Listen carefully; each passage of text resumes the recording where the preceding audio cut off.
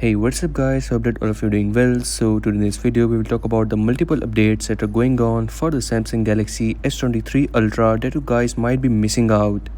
So starting off with the new August update available for the Galaxy S23 Ultra that you guys might be missing out.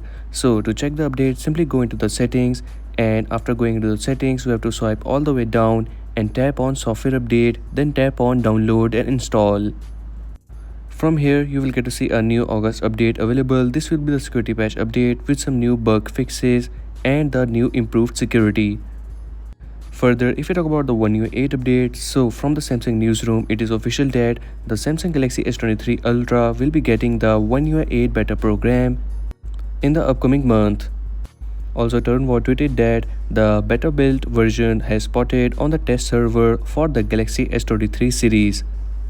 That means the beta build is now started for the Galaxy S23 series, and in the upcoming month you can get to see the beta update for the Galaxy S23. If you talk about the changes, so this time around with the new One UI 8 update you will get to see a new weather app. The weather app will look like this with the official update.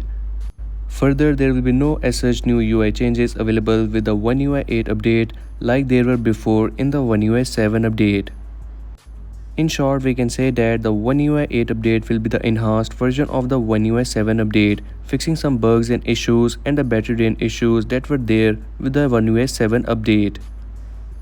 If we talk about that, how you can get the One UI 8 beta version on your Galaxy S23 Ultra, so once it is available, you can enroll it from the Samsung Members app. But for that, you will have to make sure that your country is eligible for the One UI 8 beta version, as the One UI 8 beta update is only limited to some countries. Also, with the One UI 8 update, you will get to see the Android 16 update as well for the Galaxy S23 Ultra.